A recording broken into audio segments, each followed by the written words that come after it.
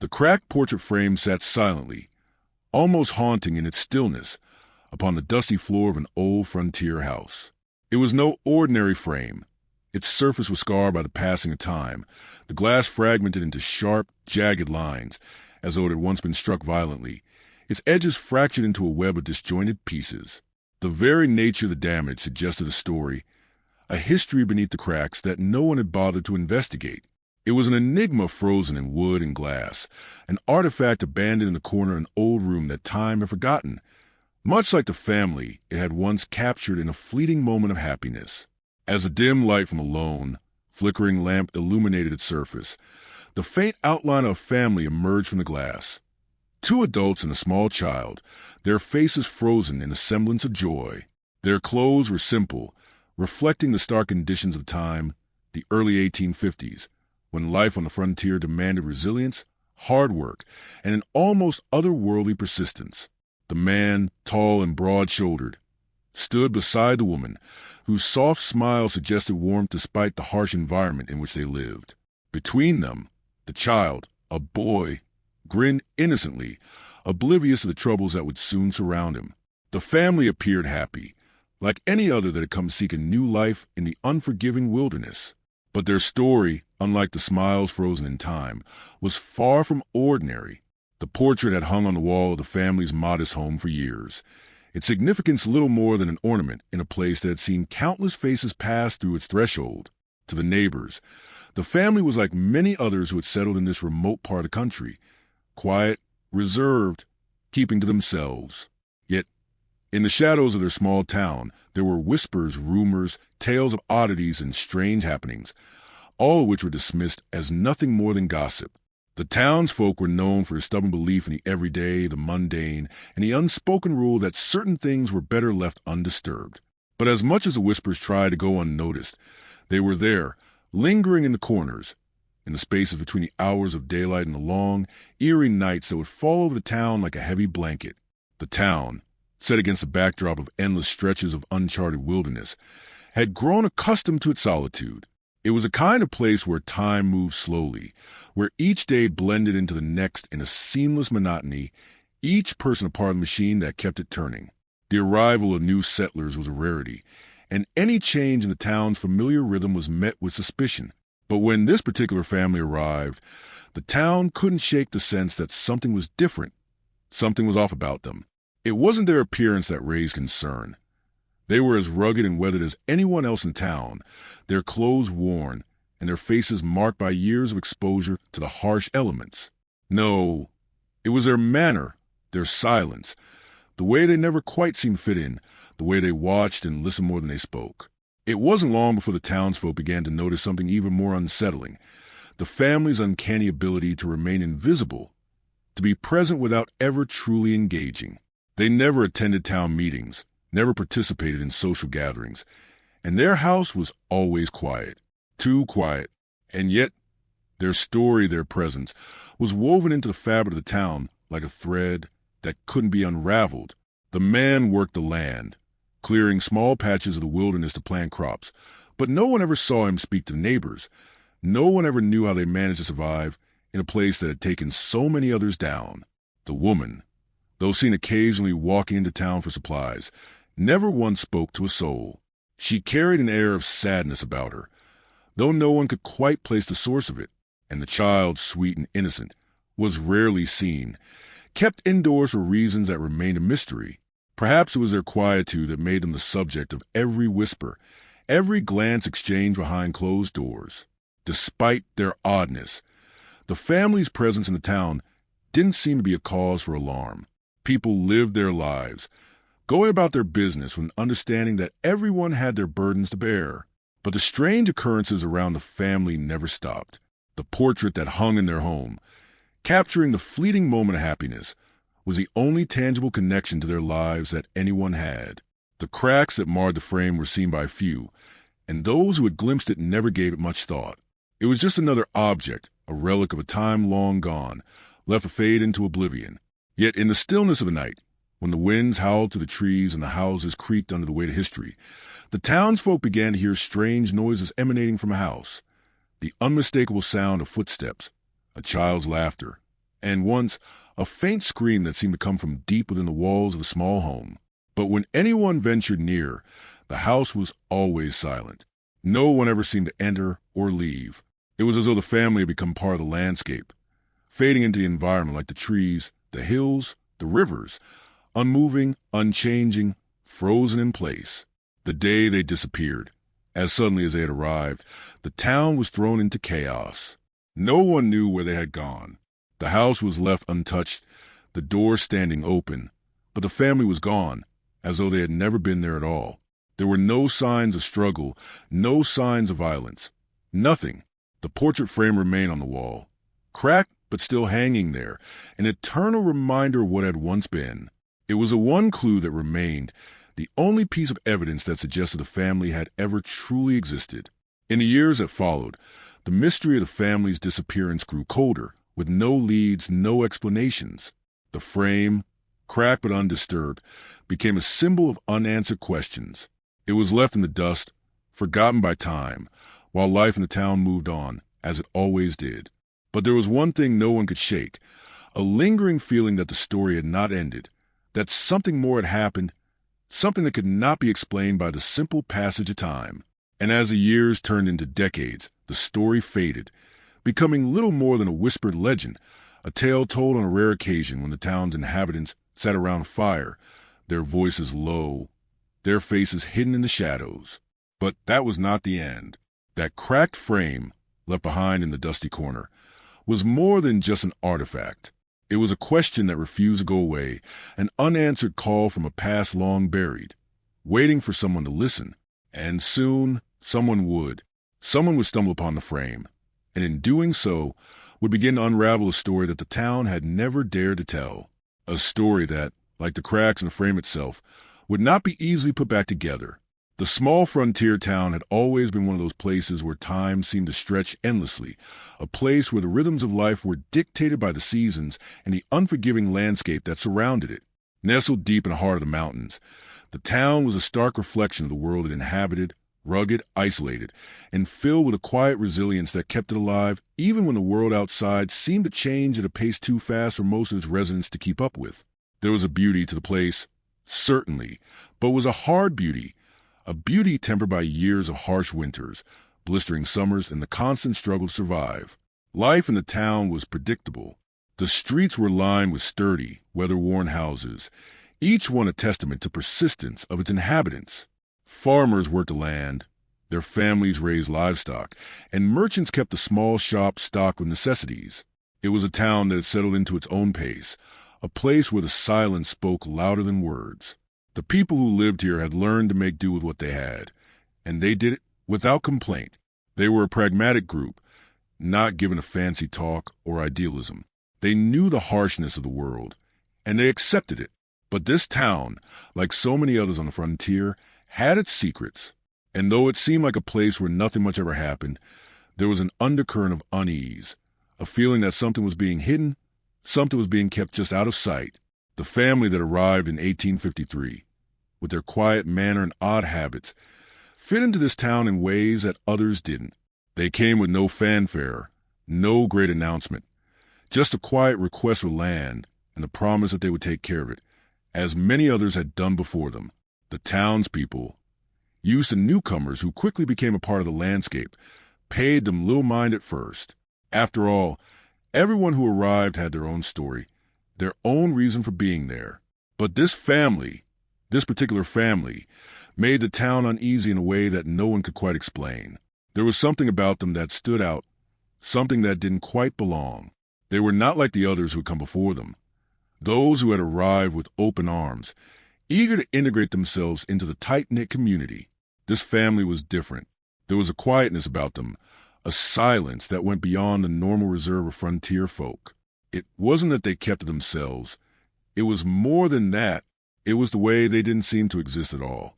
They didn't appear to have any friends, any acquaintances, any ties to the people who lived there. They were strangers in the truest sense of the word, even after they had lived there for some time. The man, tall and rugged, had an air of mystery about him. His weathered face, lined with the marks of a hard life, seemed to carry a weight that others couldn't quite place. He was a worker, No doubt about it.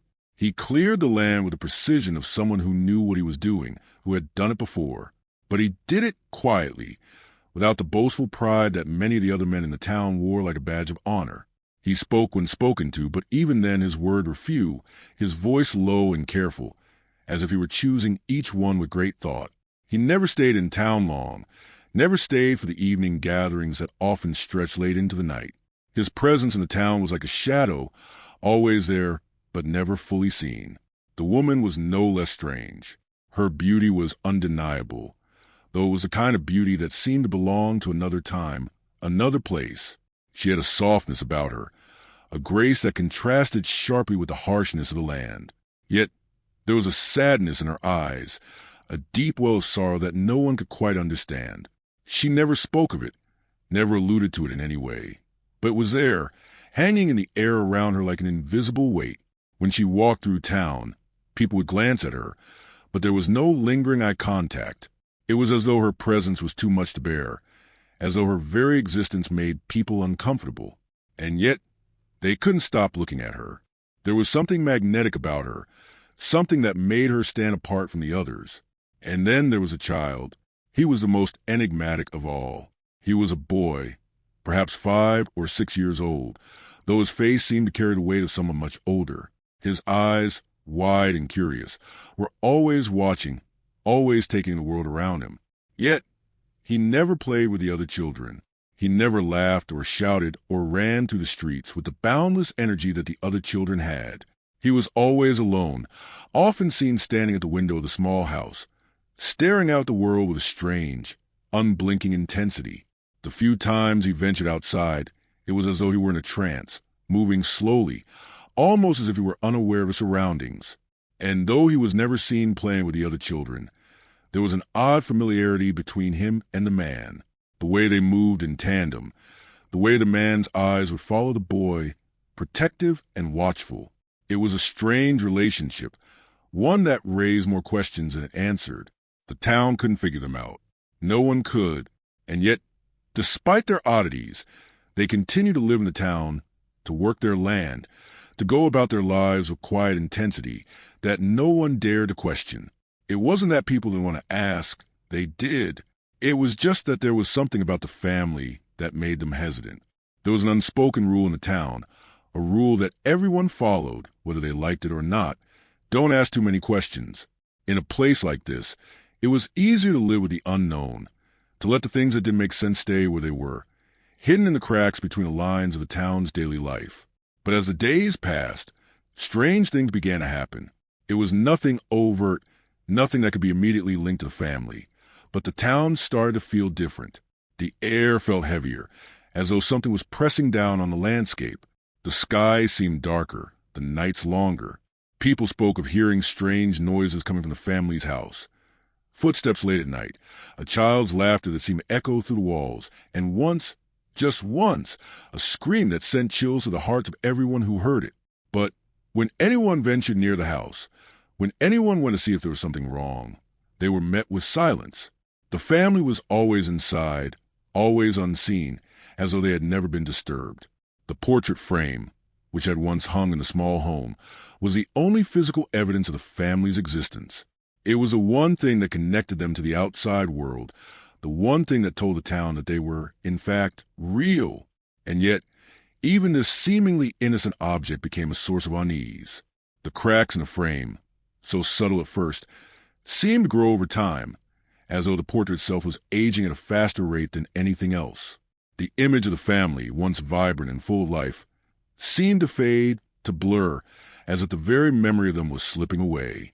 It was as if the cracks in the frame weren't just a sign of physical damage, but of something deeper, something that had begun to unravel, to come undone. It wasn't long before the whispers started again. People began to talk, to speculate about the family's true nature. Were they hiding something? Was there something darker lurking behind their silence, behind the cracks in the portrait? But no one had any answers. No one had any idea what was going on. And the more they speculated, the more the mystery deepened, until the family's presence in the town became nothing more than a quiet riddle, one that no one dared to solve. In the spring of 1853, A new family arrived in the frontier town, a family that, on the surface, seemed as ordinary as any other. The wagon they arrived in was worn and battered from the long journey across the unforgiving plains, but the family's resolve appeared strong. They were clearly used to hardship, their weathered faces telling stories of years spent on the road, seeking a place to call their own. Yet, despite their outward resilience, something about them made the townsfolk uneasy, as if they were not quite as they seemed. When they first arrived, the town's residents were naturally curious. It was uncommon for new settlers to come to such a remote, isolated place. People would often pass through, seeking refuge in the town's general store or for provisions before heading further into the wilderness. But no one ever lingered for long. This was a land that demanded hard work, and most people didn't stay unless they had a deep commitment to make it their home. So when this family arrived, they were met with both suspicion and intrigue. Yet, despite the air of uncertainty that surrounded them, the family kept to themselves. They didn't make an effort to meet their neighbors, and their movements seemed deliberate and careful. The man was tall, broad-shouldered, and physically imposing, but his presence never demanded attention. He did not speak much, but when he did, his words carried weight. His eyes, dark and distant, often seemed to look through people rather than at them, giving the impression that he was somehow removed from everything around him, as though he didn't belong in this town or any other. He worked diligently on his land, clearing the field with methodical precision, but always with an air of quiet detachment. It was as though the act of working the land was less about building a future and more about fulfilling an obligation, something he had no choice but to do, rather than something he truly desired. The woman was a striking contrast to her husband, and yet, in some ways, she mirrored his quiet isolation. She was graceful, with long, dark hair and an almost ethereal beauty that caught the eye of those who saw her. Yet there was something about her that kept people at a distance. Her face was soft, but it carried an expression of melancholy, as if the weight of an unseen sorrow had settled deep into her bones.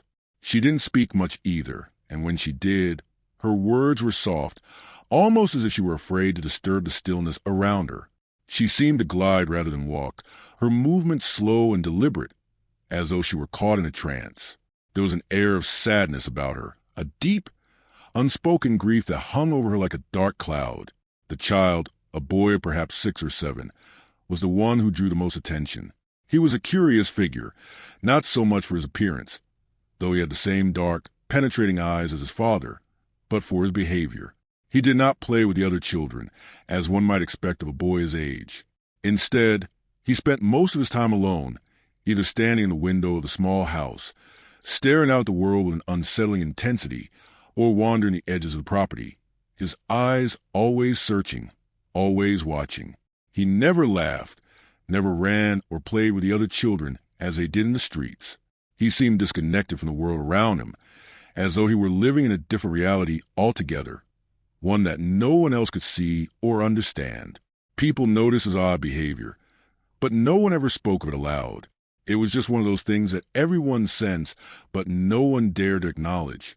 The townsfolk had always been a reserved people, not prone to confronting the uncomfortable truths that might lie beneath the surface. And so, the family remained a quiet mystery, a part of the town, but not truly a part of it.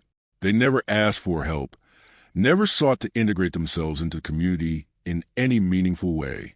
They lived on the outskirts of the town, in a small, modest home that was situated at the edge of the wilderness, and they seemed content with their isolation. As the months passed, their presence became more and more unsettling. There were whispers, of course. There always were in small towns like this, but these whispers were different. They weren't the usual rumors about newcomers, about strange habits or quirks. These whispers had a weight to them, a sense of foreboding that sent chills down the spines of those who spoke them. People began to notice strange things happening around the family's house. At night, when the wind howled through the trees and the town settled into its uneasy sleep, they could hear the faint sound of footsteps, the soft echo of someone moving through the house. And sometimes there was the sound of a child's laughter, high-pitched and innocent, rising through the walls. But when anyone ventured close to the house, there was always silence. The family would be indoors, their presence hidden, as if they were aware of being watched and had no intention of allowing anyone to witness what went on behind closed doors. On one occasion, a neighbor reported hearing a scream, a long, drawn-out sound that seemed to come from deep within the walls of the house, a scream so full of pain and terror that it left the listener frozen in place. But when the neighbor rushed to the door, knocking desperately, there was no answer. The house stood still and silent, its dark windows offering no hint of what had transpired inside. The next morning, the family went about their business as if nothing had happened. There were no signs of distress, no evidence of anything out of the ordinary, and yet the scream echoed in the neighbor's mind, a chilling reminder that something was terribly wrong. Still, the town did nothing. No one ever called for help. No one dared to investigate. It wasn't that the townsfolk didn't care. It was more that they didn't want to know. They had their own lives to live, their own burdens to carry. They had learned long ago that sometimes it was better not to ask questions. It was easier that way, safer. So, the family continued to exist on the fringes of the town, their oddities ignored and their silence accepted. And yet, despite their apparent detachment, there were small moments that suggested the family was not as isolated as they seemed. The man would sometimes gaze at the horizon, his eyes distant, as though lost in thought.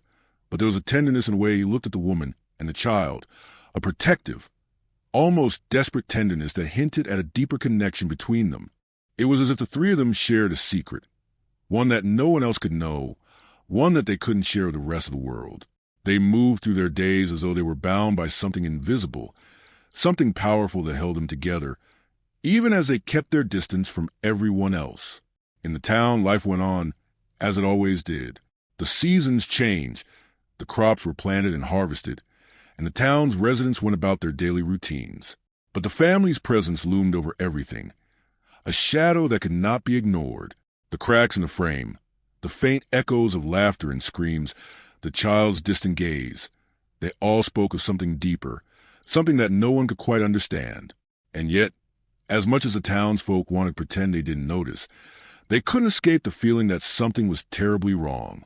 The family, in their silence and their secrecy, had become an enigma, a puzzle that no one knew how to solve. They were a part of the town, and yet they were not. Their lives were a mystery, and that mystery was one that would remain unsolved for many years to come. But for now, the town went on, its people living their lives, pretending that everything was as it should be, all the while knowing deep down that something was terribly amiss. And as the years passed, the family's presence became an unspoken part of the town's history, their story woven into the fabric of the town's own, a story that, for reasons no one could explain, was never meant to be told. As time passed, the oddities surrounding the family's quiet existence began to intensify, though no one could pinpoint the exact moment when the feeling of unease had grown into something palpable. It was as though the very air in the town had thickened, weighed down by the quiet presence of mystery that refused to fade into the past. It wasn't just a strange, almost deliberate isolation of the family that disturbed the townsfolk. It was the unsettling sense that something more was going on beneath the surface, something that no one dared to address. And as the months passed, the cracks in the family facade began to grow wider, not just in their behavior, but in the atmosphere around them, stretching their invisible threads of tension into the fabric of the town itself. The man, though quiet and reserved, began to exhibit strange behaviors, small things, barely noticeable at first, that seemed out of place. He was always working, his hands callous and worn, his face often streaked with dirt as he toiled away in the fields. But even his work began to take on a peculiar rhythm. The precision with which he cleared land, the way he moved as though in a trance, caught the attention of a few more observant townspeople. It was almost as though he was compelled to work, not out of necessity, but from some deeper drive, one that pushed him to perfect every inch of soil he touched, to move with an almost unnatural determination. There was no rest for him. It seemed as though he never stopped, his shadow always moving across the land, like a figure caught in a loop that no one else could see. And then there were the nights. The family's house, which had once been a quiet and distant place, began to emit strange sounds as darkness fell over the town. At first, it was just the sound of footsteps that echoed within the walls of the house, though no one ever seemed to be inside. A soft shuffling, like someone walking around, pacing back and forth. But it was never just one pair of feet. There was always the sound of more, as though multiple people were moving within the house, though only the family of 3 lived there. Some evenings, the sounds of child's laughter would float through the air, high-pitched and hollow, carried by the wind as if the sound were not entirely of this world. And occasionally, on those rare, quiet nights when everything else in the town was still, there came the soft sound of a scream, a brief, high wail that shattered the silence and sent a chill into the bones of anyone who heard it. But when anyone ventured near, the house was always eerily quiet. The windows, once fogged with the warmth of home, were now dark and impenetrable, offering no glimpse of life within. The door stood ajar, but no one was ever seen entering or leaving. The air was thick with something unspoken, something unknown, as though a barrier had been erected between a family and the outside world, a barrier no one dared to cross. The feeling of being watched was palpable, as if the house itself had become a sentinel, keeping the town at bay while hiding the secrets within. Curiosity, of course, had begun to spread to the town like wildfire. Whispers became more frequent, more insistent, and soon no one was immune to the magnetic pull of the mystery. But despite the growing sense of unease, no one dared to investigate further. The town had always been a place of live and let live, where people minded their own business and did not interfere in the lives of others. If the family wanted to remain isolated, then so be it. After all, who were they to question the way others chose to live? But that wasn't the only reason no one ventured near. It was as if an invisible cord tethered them to the house, holding them back even though they were driven by a desire to understand. The more they heard, the more they knew, the more they were pulled into a mystery that grew larger than anything they had ever encountered. And yet, they couldn't bring themselves to cross that threshold, to open the door that had been left slightly ajar. There was a sense of inevitability about it all, as if the family's disappearance was predestined, as though they were always meant to vanish without a trace. And so the days dragged on, the town carrying on with its routine, the growing tension around the family's house never fully acknowledged, but always felt. Life continued, but something had shifted. The family's mere presence had become an anchor, drawing people's attention and fueling a slow, building anxiety. They were no longer just newcomers. They were the pulse of the town's unsaid fears, the mystery at the center of everything that people were too afraid to confront. Then, one morning, the family was gone. Just like that. They had vanished, leaving behind a house that stood as silent and untouched as it had been before they arrived. There were no signs of struggle, no broken doors or shattered windows. The family's possessions, what little they had been, remained where they had left them. Furniture still in place, the hearth cold, the table set with what looked like an unfinished meal. But the family was gone. There were no footprints leading away from the house, no signs that anyone had ever been there at all.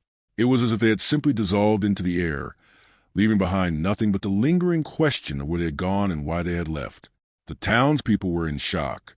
How could they have simply disappeared? They had been there one day, working the land, living their lives in their peculiar, silent way, and then nothing. No goodbyes, no explanation. The man, the woman, the child, all of them gone, as though they had never existed.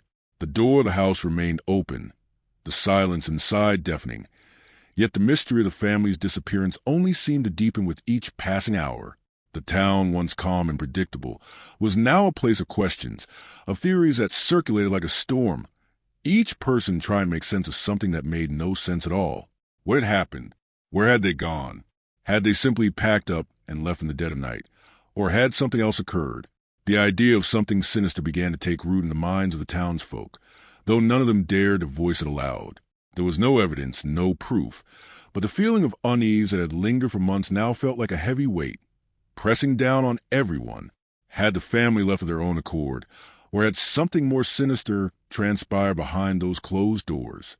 In the following days, the house was left untouched, the door still standing ajar, a silent testament to the family's sudden disappearance. There were no visitors, no sign of anyone returning to claim the property, and no word from the family. The neighbors watched the house from a distance, their gazes lingering longer than they ever had before. But still, no one dared to enter. It was as though the house itself had become a haunted thing, a place that no one wanted to approach, even in the face of the mystery that surrounded it. Time passed, and the town began to return to its routine, but the mystery of the family's disappearance never truly left. The cracks in the portrait frame, which had once been nothing more than a sign of wear and tear, now seemed to symbolize something more, a breaking, a rift, an unraveling of a story that would never be told. The town, for all its quiet acceptance of the strange and the unexplained, could not escape the fact that something had been lost, something important, something that would remain hidden for as long as the silence lingered. And though the town went on and life continued as it always had, there was a new layer to the air, a heaviness that seemed to press against everything, especially in the evenings when the winds whispered through the trees. The cracks in the portrait frame grew larger, not physically, but in the collective memory of the town, as they realized that the family, once part of their world, even if they had never truly belonged, had vanished, leaving only the faintest echoes behind. The town had always been a place of quiet, of peace, but now it was haunted by a question that would never be answered. What had truly happened to the frontier family that had come so quietly and left in silence? For years, the family's disappearance remained a wound no one dared to touch. Their house stood as a ghostly reminder of what had once been, its windows dark, its door now hanging slightly ajar, a silent witness to the mystery that consumed the town. No one entered. No one spoke of the family openly. Their names were whispered, but only in the hushed tones that accompanied uncomfortable questions, questions that had no answers, only more confusion and fear. The town, in its silent, insular way, had accepted that the family was gone, that whatever had happened to them was beyond understanding. But as time passed, a strange sense of abandonment began to settle over the town, like the slow creep of storm on the horizon, unseen but impossible to ignore. Then, one day, a decision was made, though no one quite knew who made it. The house, once a symbol of isolation and mystery, was to be investigated. It wasn't a choice born out of curiosity or the need for answers. It was more like an impulse, a sudden shift in the fabric of the town's collective understanding. It was as if something deep within the very core of the town had reached its limit, like a dam that had held back the flood of questions for far too long. The need to know had grown too powerful to ignore. The historian, a quiet and solitary man who had lived in the town for most of his life, was the one who took the first step.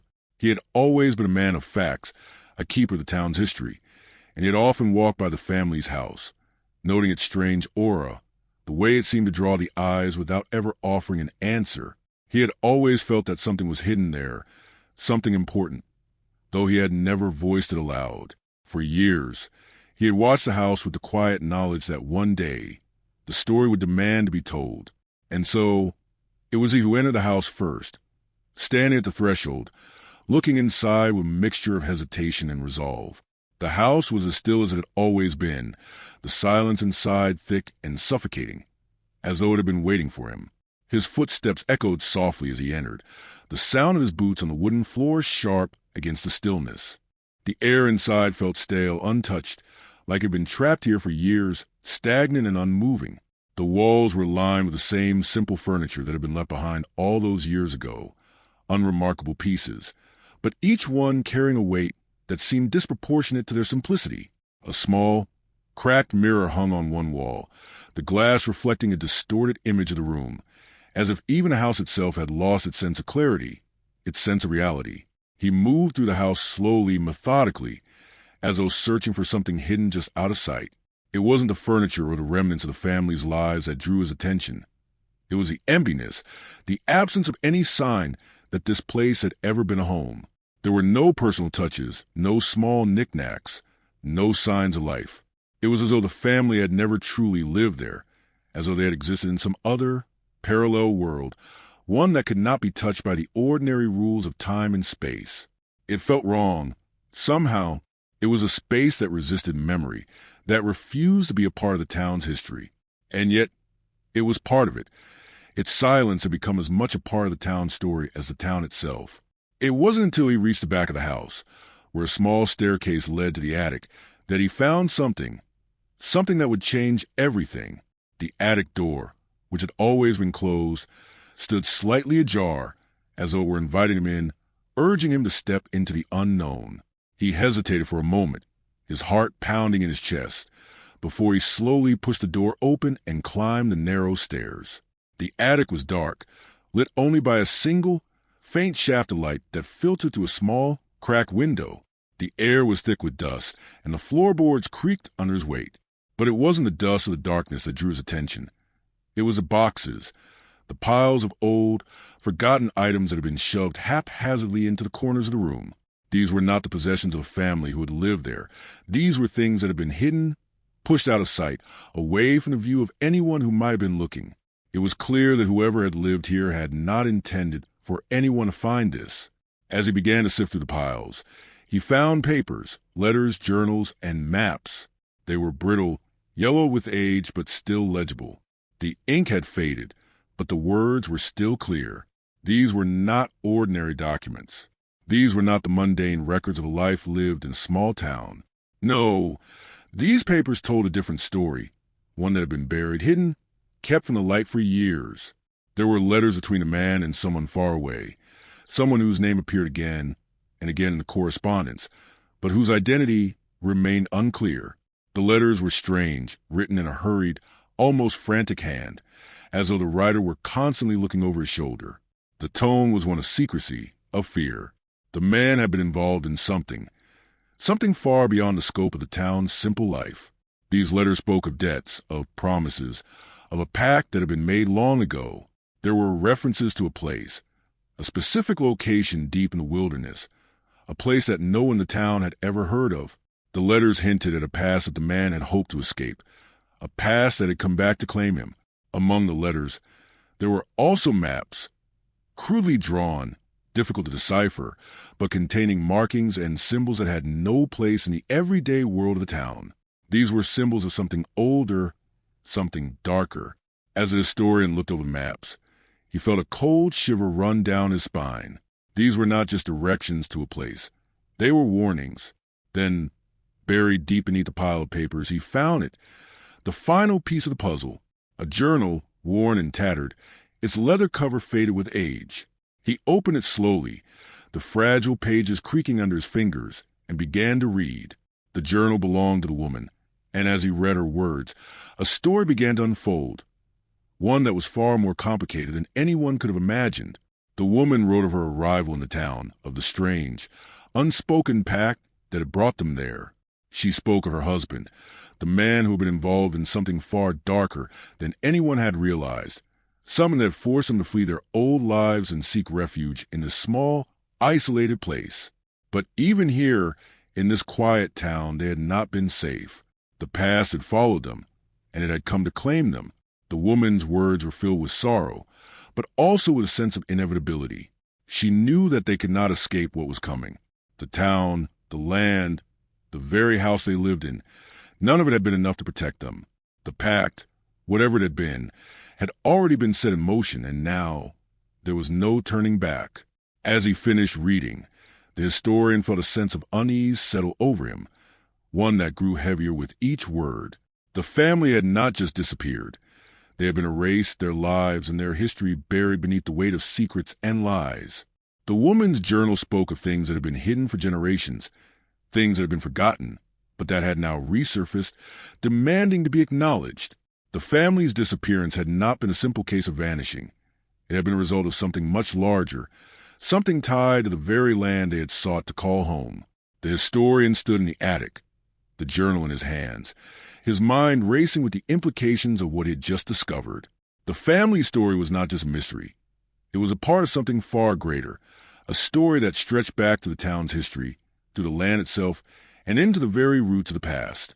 The family had been caught in a web of fate and choices that no one had ever understood, a web that had ensnared them from the moment they arrived. As he left the house, the sun was setting, casting long shadows across the land. The town, still unaware of the discovery that had just been made, continued on as it always had. But the historian knew that everything had changed. The family's story, once thought to be nothing more than a strange, unexplained disappearance, was now a tale of darkness, of secrets, and of a past that refused to stay buried. The truth, it seemed, had finally come to light. But at what cost? The historian's discovery set off a chain of events that no one in the town could predict it. Once a quiet and isolated place, the town was now under the shadow of a story that no one could escape. The revelation of the family's dark past, the mysterious pact, and the hidden documents had turned the town's tranquil existence into something unrecognizable. People began to speak of the family more openly, though the words were still laced with unease, as though each mention of them might open another door to something even more terrifying than what they had already uncovered. The historian, once a solitary figure in the town, now found himself at the center of an ever-deepening mystery. His quiet curiosity had drawn him into something far beyond the simple history of the town, something ancient and unsettling that had been hidden for generations. As the town's history and the family's story began to intertwine, a ripple effect took hold. Those who had been content to ignore the whispers now found themselves unable to resist the pull of the unknown. They began to ask questions that had never been asked before, to look for answers where none had been sought. There was a growing sense of unease among the townsfolk. It was subtle at first, a strange feeling in the air, an inexplicable tension that seemed to hang over the streets. People became more withdrawn, more hesitant to speak to one another, as if the very act of communication might expose something they weren't ready to face. The landscape, too, began to feel different, no longer familiar, comforting backdrop to everyday life, but something foreboding, as though the land itself had been marked by the family's presence, their past, and the pact they had made. It was as if the earth beneath their feet knew the secrets that had been buried there and was now calling out to them. In the weeks that followed the historian's discovery, strange things began to happen in the town. It started with small occurrences, things that could be dismissed as coincidences. People spoke of seeing shadows moving at the edge of their vision, figures that would vanish as quickly as they appeared. A sense of unease settled in the streets at night, as if the town had become a place where something unseen, something ancient, was watching. Doors would creak open on their own, objects would be moved from their places, and sometimes in the dead of night, the sounds of footsteps could be heard, echoing down empty streets. As the strange occurrences continued, rumors began to spread, whispers of a curse, of something dark that had been awakened by the historian's discovery, filled the air. Some believed that the family's pact had come to fruition, that the land had claimed them as its own, and now it was demanding more. Others spoke of the documents that the historian had uncovered, of the symbols and the references to an ancient place deep in the wilderness. The maps, they said, had been drawn for a reason, and perhaps the family had been drawn to the land not by chance, but by something older, something that called to them, and now it was calling to the rest of the town. The town's leaders, once steadfast and resolute, now found themselves at odds. They had always prided themselves on keeping the peace, on maintaining a semblance of normalcy in their remote corner of the world. But with the historian's discovery, that peace had been shattered. The town was no longer the simple, isolated place it had been. It was now a place where the past could no longer be ignored, where the land and its history could no longer be separated from the present. Some of the town's elders insisted that they had to investigate further, that the documents in the family's disappearance were not just a strange coincidence, but a sign of something far more ominous. Others, however, urged caution, fearing that the town had stirred something it wasn't prepared to face. It wasn't long before the first of the town's residents began to disappear. At first, it was small things: a missing farmhand, a young woman who had gone to fetch water and never returned. People dismissed it as a misfortune that could happen in such an unforgiving landscape. But as the disappearances continued, a new fear took root. There was no evidence, no signs of struggle, just people vanishing without a trace, swallowed up by the same silence that had once claimed the family. As the disappearances grew more frequent, the sense of unease in the town reached a fever pitch. People began to leave, packing up their belongings and heading for towns they had never considered before. The idea of staying in a place that had been marked by the family's dark past became unbearable for many. It wasn't just a fear of what had happened to the family. It was a fear that whatever had claimed them was now turning its gaze on the town, that the very land itself was rejecting the people who had once lived there. But even as people fled, some remained. They were the ones who couldn't leave, the ones who had lived there too long to simply walk away. They were the ones who, like the historian, felt a strange pull to understand, to unravel the mystery that seemed to grow deeper with each passing day. The historian, for all his research and all his discoveries, felt the weight of his own decisions bearing down on him. He had uncovered the truth, yes, but the truth had not set him free. It had bound him to something far darker, something that he could not walk away from, no matter how much he wished to. The townsfolk who remained began to band together, forming small groups to investigate the land surrounding the town, to search for the place that the family's letters and maps had alluded to, the place that might hold the key to the mystery of their disappearance. These expeditions, however, only seemed to lead to more questions. The deeper they ventured into the wilderness, the more the land seemed to resist them. Paths would vanish before their eyes, and strange, unexplainable events would occur. One group returned from a scouting trip, their faces pale, their voices shaky, claiming to have seen something in the woods, something that wasn't human. Another group reported hearing whispers, faint and unintelligible, carried on a wind, always just out of reach. The historian himself joined one of these expeditions, hoping that by understanding the land, he could uncover the missing pieces of the puzzle that had haunted him. But what he found was nothing like he had expected. The deeper they went, the more the land seemed to close in on them. The trees, once majestic and beautiful, now seemed oppressive, their branches heavy with something unseen. The air grew thick with an unnatural stillness, and every step felt as though they were walking on the edge of something ancient, something forgotten, waiting to be discovered. It was on one of these expeditions that the historian found the first real evidence of the family's involvement with the land. Buried beneath the roots of an ancient tree, hidden from the eye, he discovered a stone tablet. It was carved with symbols that he recognized from the documents the woman had left behind. The tablet was weathered, its surface cracked and worn, but the markings were unmistakable. It was a symbol of a pact, a deal made between the family and whatever ancient forces resided in the land. The historian's heart pounded in his chest as he realized what he had uncovered. This was no mere coincidence. The family had not been victims of fate. They had been active participants in something far more sinister.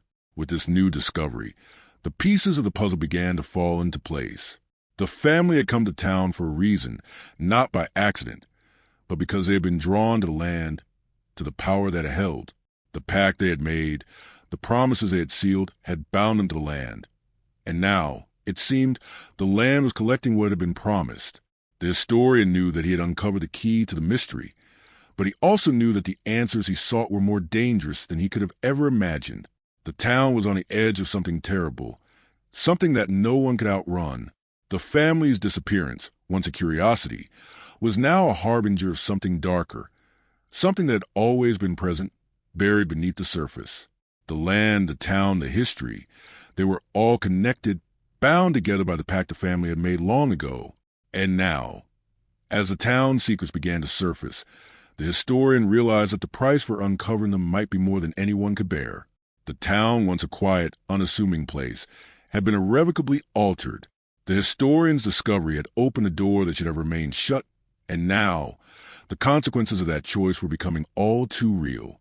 Each day, a new layer of the town's dark history seemed to unfurl itself, revealing secrets that had been buried for generations. The land, once a silent observer, now seemed to pulse with an eerie, malevolent energy, as though it had been waiting for this moment to arrive. The historian had begun to realize that uncovering the truth had not freed the town from its past. Rather, it had drawn them all deeper into it. The strange occurrences, which had started as small, inexplicable events, began to escalate. The once peaceful nights were now filled with a growing sense of dread. People spoke of hearing voices in the wind, whispers that seemed to come from the earth itself, from beneath the very soil that had once been their home. At first, these whispers were dismissed as nothing more than the result of an overactive imagination or the wind carrying strange sounds. But as time wore on, they became impossible to ignore. People began to notice strange markings appear on the trees, on the sides of buildings, carvings that seemed to appear overnight, as though something or someone was watching them, waiting. The disappearances, too, continued, each one more unsettling than the last. People who had lived in the town for years, people who had never shown any sign of distress or conflict, were vanishing without a trace. There were no signs of struggle, no blood, no footprints left behind. Only empty spaces where once there had been life. The town was beginning to feel hollow, as though something vital had been drained from it, leaving only an empty shell behind. Each disappearance felt like a piece of the town slipping away, and with each loss, the atmosphere grew heavier, more oppressive. The historian, tormented by the knowledge he had unearthed, became more reclusive. The burden of the truth was too much to bear, but he could not ignore the call to understand more, to delve deeper into the mystery that had now consumed his every thought. He spent days in the town's archives, poring over old records, trying to piece together the scattered fragments of the town's history, the family's role in it, and the nature of the pact they had made. But the more he uncovered, the more questions arose. The answers were elusive, slippery, as if the land itself were refusing to give up its secrets. He discovered more about the family, the man, the woman, and the child. They had not simply come to the town by chance. They had been drawn to it by forces beyond their understanding, by a history that had been woven into the very fabric of the land. The letters, the maps, the strange symbols, they were all part of a larger, darker pattern. The family had not been mere victims of circumstance. They had been participants in something ancient, something that predated the town itself. The historian's discovery suggested that the family had come to fulfill a role, to play a part in a ritual or pact that had been set in motion long before they arrived.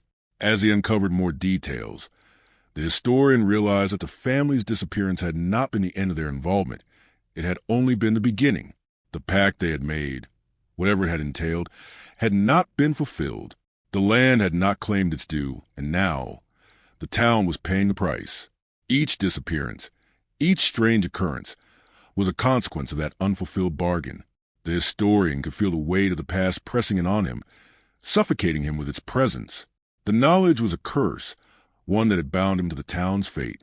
He had come to believe that the family's disappearance had not been a simple vanishing. They had not fled, nor had they been taken by natural means. They had been absorbed by the land, their souls claimed by the forces that had drawn them there in the first place.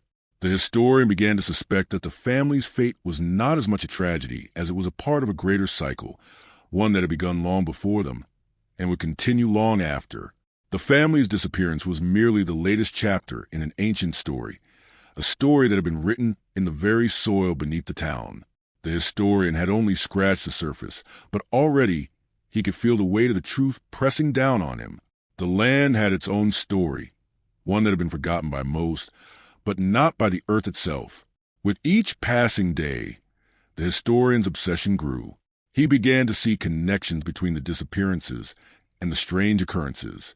The more he studied the symbols and the maps, the more he saw patterns emerging. The disappearances were not random. They followed a rhythm, a pattern that seemed to echo the family's movements, the timing of their arrival and departure. It was as though the land itself was reclaiming what had been promised to it. The historian realized that he was no longer just a bystander in this unfolding drama. He was a participant in it. His knowledge had tethered him to the land, just as the family had been tethered. As the historian delved deeper into the town's past, he uncovered something far more disturbing. The pact, he learned, had not been made solely by the family. It had involved the town itself. The land had always been a part of the pact, a silent participant in the ritual. The town had been built on this land, and in doing so, it had unknowingly agreed to the terms of the bargain. The historian now understood that the family had not been drawn to the town by accident. The town had been drawn to the family, as if they had been waiting for someone to fulfill the pact, to complete the cycle.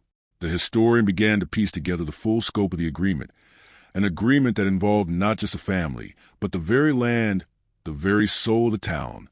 The pact had been made centuries ago, by people whose names had been lost to history, and had remained dormant, waiting for the right time to resurface. The family, in their arrival, had unwittingly triggered something that had been waiting for generations to be fulfilled. The land, it seemed, had been holding its breath, waiting for the moment when the cycle would begin again. And now, the town was caught in the middle of it. The historian's discoveries were taking a toll on him. He could feel his mind unraveling as the weight of the truth pressed upon him. Each night, he found himself lying awake, listening to the whispers in the wind, hearing the voices that seemed to come from nowhere. They were no longer just distant echoes. They were calling to him, urging him to understand, to complete what had been started. The historian could feel the land's hunger, its need to fulfill the pact. He knew that the town's fate and his own was now sealed. The more the historian uncovered, the more the town seemed to respond. The land, once quiet and still, was now alive with a sense of purpose.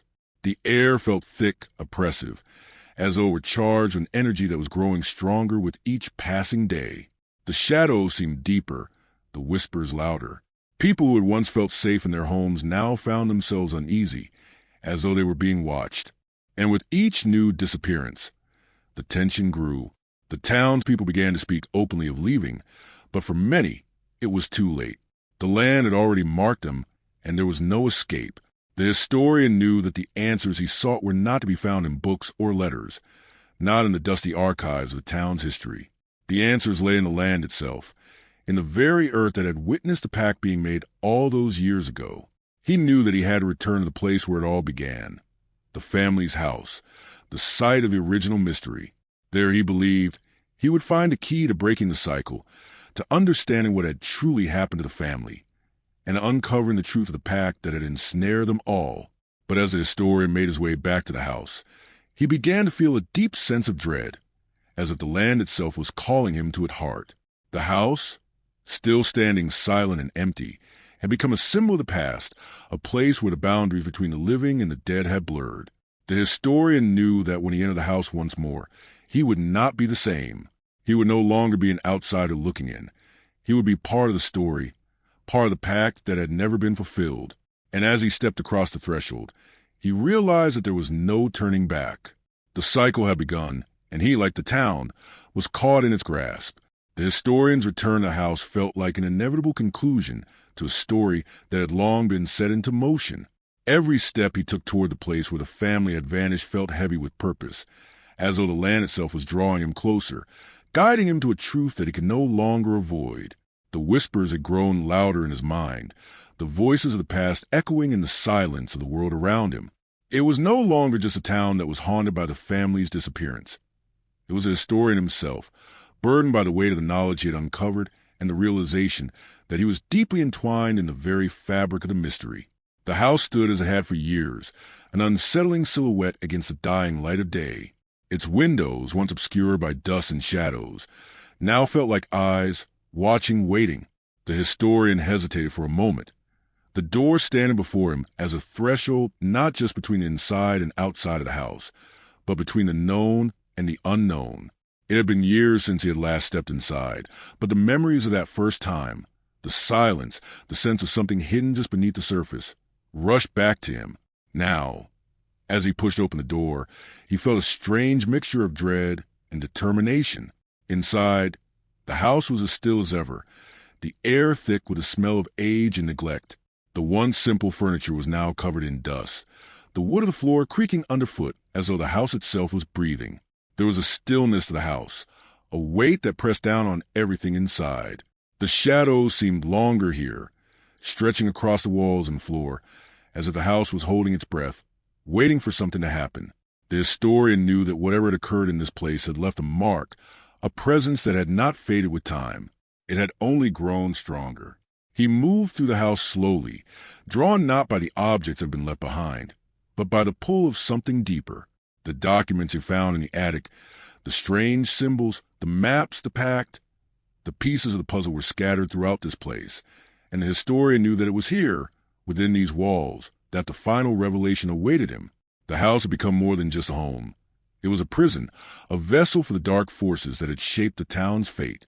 Every room, every corner, seemed to whisper secrets, but none of them were easy to hear. The historian could feel the weight of the land, of the history that had been buried here, pressing down on him with each step. He made his way up to the attic again, the place where it all had started, the place where the documents had been hidden, where the family's past had first begun to unravel. The door to the attic stood open now, as if it had been waiting for him. The stairs creaked under his weight as he ascended, the air growing colder the higher he climbed. The attic was dim, the only light coming from a small, cracked window at the far end of the room. The shadows seemed to move in the corners, stretching and shifting in ways that defied logic. As he stepped into the attic, the historian was struck by the sense of something alive in this space, something old and powerful, a force that had been waiting here for a long time. The room seemed to pulse with energy, a silent thrum that echoed to the floorboards and the beams overhead. It was a strange sensation, one that made the historian's skin crawl. But he could not look away. The air was thick with the weight of everything that had happened here, everything that had been hidden. The papers, the maps, and the journal that had once held the family's secrets were still scattered across the floor, though they now seemed less like documents and more like relics, pieces of a long-forgotten past that had been waiting for someone to come and put them together. The historian bent down to examine them once more, his fingers trembling as he touched the pages. The words, though faded, were still legible, but now they seemed to carry a weight that he had not felt before. He had read these documents countless times before, but now, as he looked at them, something new became clear to him. The pieces of the puzzle were falling into place, but there was something more, a truth that had been right in front of him all along. The family's involvement with the land was not just a matter of coincidence. It was not just a pact or an agreement. It was a part of something much larger, something that had been set into motion long before they had arrived. The historian realized that the family had not just been drawn to this place because of its isolation or its peace. They had been chosen, as had everyone who had ever lived here. The town itself, the land, was the key to the mystery. The family had been caught in a cycle that had been repeating for generations, and now it was about to come to an end. The historian's mind raced as he pieced together the final fragments of story. The pact had been made not just with the family, but with the town itself, with the land. It had been sealed long ago, and it had shaped everything that had happened in the town since. The family had not been the first to arrive, and they would not be the last. There were others before them, others who had come to the town seeking refuge, seeking peace. But they had all disappeared, just as the family had. Each disappearance had been a part of the cycle, a cycle that could only be completed when the land had claimed its due. The historian now understood that the family's disappearance had not been the end. It had been the beginning of the final stage of the pact. The land had always been hungry, always waiting for the right moment to collect what had been promised to it. The family's disappearance had triggered something, a force that had been lying dormant for generations. And now, as the town faced its reckoning, it was too late to stop what had already been set into motion. The historian could feel the weight of this truth pressing down on him, the realization that he was not just an observer in this story, but a participant in it. The land had drawn him here, just as it had drawn the family, just as it had drawn everyone who had ever come to the town. It had known that he would come, that he would uncover its secrets, and now it was calling to him, pulling him deeper into the cycle. The historian realized that there was no escaping it. The pact had been made long ago, and the land would claim what was owed. As he stood there in the attic, surrounded by the remnants of the family's past, the historian felt a strange shift in the air. The whispers, which had been distant at first, now seemed to be all around him. They were no longer just voices. They were a presence, an energy that surrounded him, filling the room with a palpable sense of urgency. The historian knew that the time had come. The land was no longer content to wait. The cycle was nearing its end, and he could feel its pull. The house, the town, the land itself, everything had been leading to this moment, to this reckoning. The historian turned to leave the attic, but as he did, he caught sight of something on the floor, a small, forgotten object, a picture frame, cracked and old, its glass shattered. It was the only thing that had not been touched, the only thing that had been left undisturbed. He bent down to pick it up, his hands trembling as he held it. Inside the frame was a faded portrait of the family, their faces blurred by time, but their eyes unmistakable. And as the historian stared at the image, he felt something shift deep within him, a realization that the family had not simply disappeared. They had been erased, their very existence consumed by the land, just as the cycle had always intended. The historian knew then that there was no way to break the cycle. The land had claimed its due, and now it was time for the town to pay the price. The historian, too, will be claimed. The whispers grew louder in his ears, and as he turned to leave, the air around him grew thick, suffocating. He had come seeking answers, but what he had uncovered was more than he could ever have imagined. The land had a hunger, and it was insatiable. The historian, like the family before him, had become a part of the land's history, a part of its cycle, and there was no escaping it. The town's fate had been sealed, and there was no turning back.